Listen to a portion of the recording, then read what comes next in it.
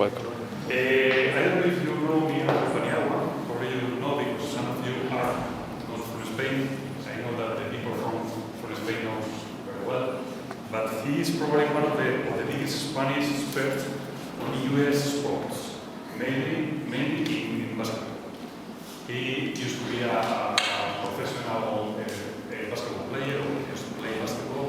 He lived in the USA. And is an NBA agent, manager for different players in the NBA or also engaged in the Spanish and European leagues. Could you tell us Juan Carlos Navarro, do you know who is Juan Carlos Navarro? the star of Barcelona. The bomb? Okay.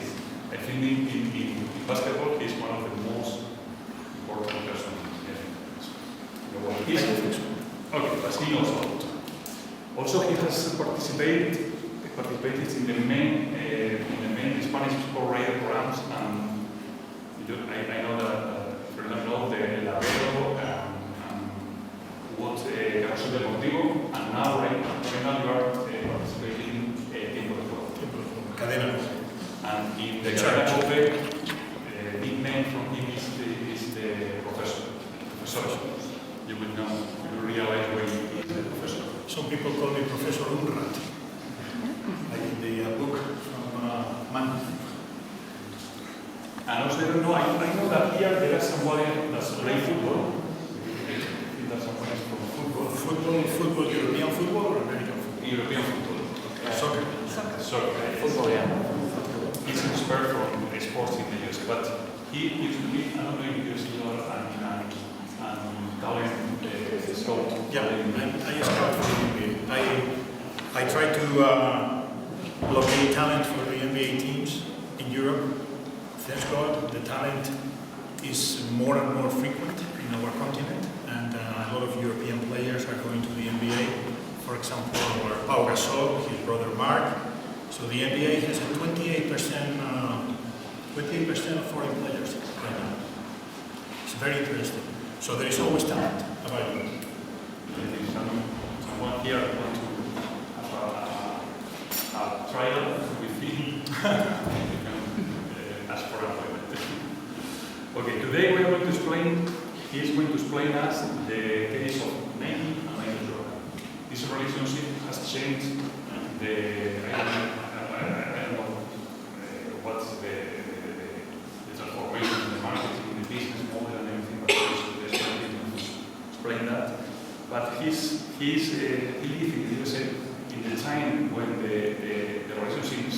relationship started with Nike and Jordan, and he's playing what has been the change in terms of marketing, on business, on journalism, communication, sociology, and everything.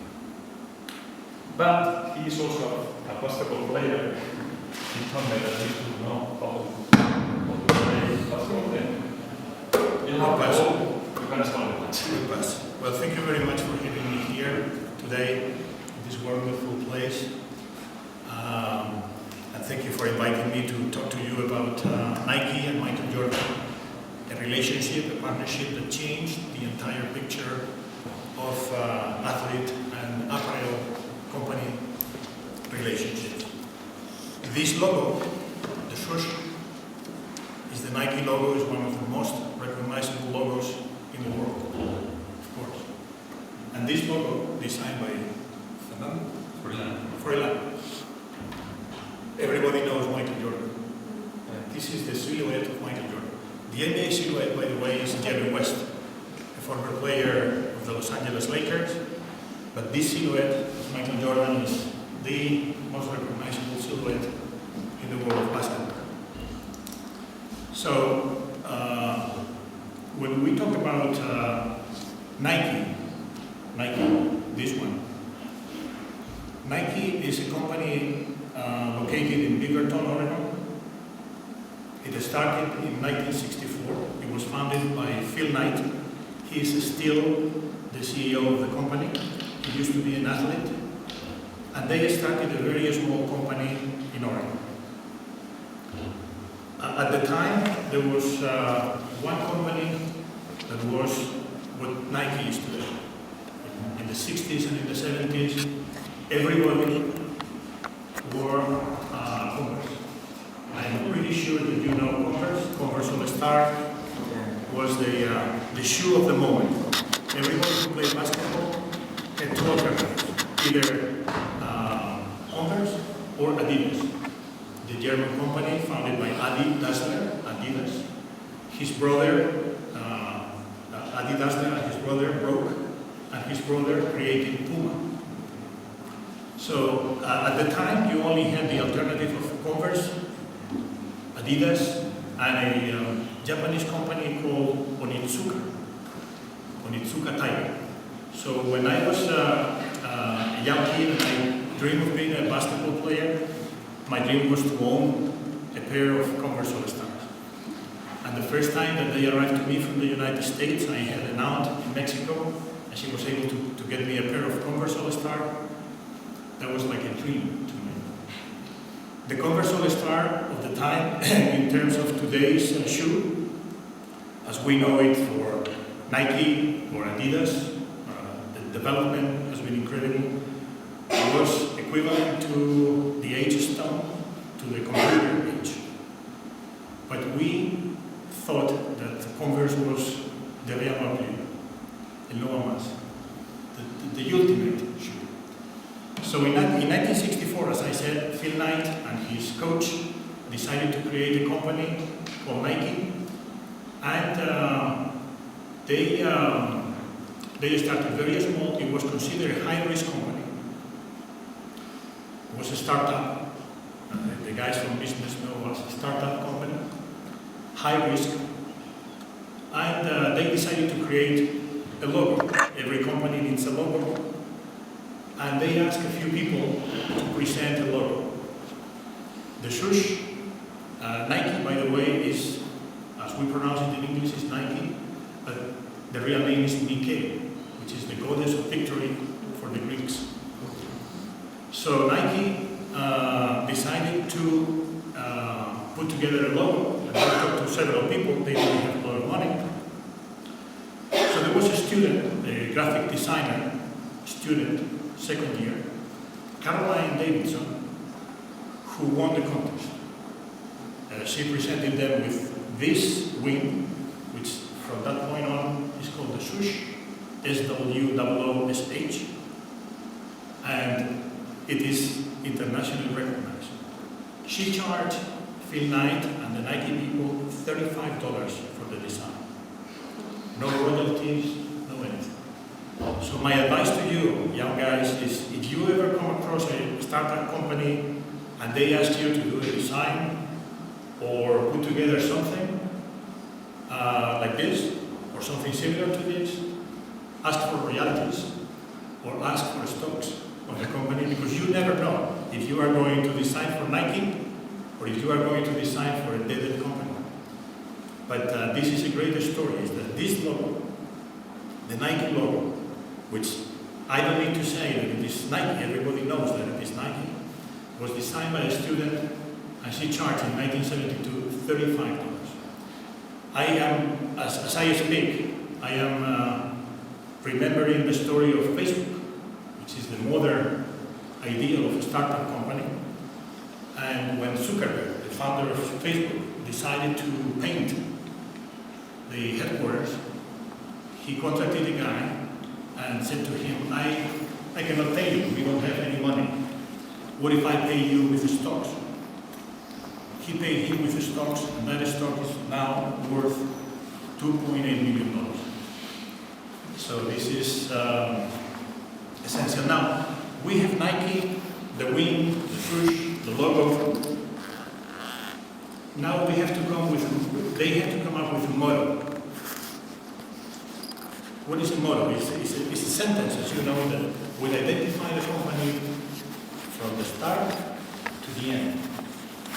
And that motto is just do it. It's also very recognizable.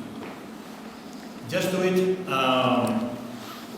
in my opinion, and I have spoken with several executives of Nike, but in my opinion, just do it is a great sentence for Nike because not only we have the wing belonging to the goddess of victory, but we also have a sentence that represents the American ideology. Just do it is the pioneer spirit of the United States. Okay? Just do it is the work ethics of the American culture. Just do it is don't worry, don't think too much, just do it, just act. So that message is, in my opinion, also very important to understand the building up of Nike. So we are little by little creating this Nike company in the 60s, in the 70s, still very far away from Converse, from Onitsuka, and of course from the German giant Adidas. In 1986, the profits were $13 million. But then in 1986, there is a player who comes from North Carolina, University of North Carolina. In the American basketball system, you have three stages. One is high school, where you play until you are 17 years old, more or less. In the ideal world, that 17-year-old kid goes to college. He's given a scholarship, full tuition. Maybe you can implement here a program, sport program, you never know. Give some scholarships. And theoretically, he plays from 18 years old to 22 years old. That has disappeared in the recent years, and unfortunately, in my opinion, the guys no longer stay 4 years in school. But Michael Jordan went to a very famous university called North Carolina. It was not a basketball juggernaut at the time, but it was a very good school because although Jordan was born in Brooklyn, his dad, who was a carpenter, moved to North Carolina. In high school, he was a very good player, but very, very uncertain of his future, to the point that in this type of story that then goes to it's a story for the ages, and in the same way that Albert Einstein got a D in mathematics, as you probably all know, Michael Jordan didn't make the varsity team the first year in his high school. That coach made history because, Michael Jordan not making the junior team of the high school system is incredible. He was beaten by a guy called Leroy Smith. And in order to give you an idea of the competitive spirit of Michael Jordan, I got to tell you an anecdote that his agent told me. When he was famous and he was playing for the Chicago Bulls, normally all the NBA players, in order not to be bothered in the hotels, they create a nickname. So instead of Michael Jordan, instead of Magic Johnson, for example, he is Flintstone, or John Smith, or Bill Clinton, okay? Or Pocahontas, I don't know. So the reason is very simple. If you call and you ask for Ervin Johnson of the Los Angeles Lakers, the computer, the operator is not going to transfer you to the room. I mean, you have to give him the nickname. To give you an idea of how competitive Michael Jordan is, the nickname that he has used all the professional years in the NBA was Leroy Smith. He never forgot the guy who beat him, who had beaten him in the early years in high school. He was a very good player, and I recall his coach was Dean Smith. Dean Smith is like the godfather of college basketball. He was so uncertain about his future that in his freshman year, in his first year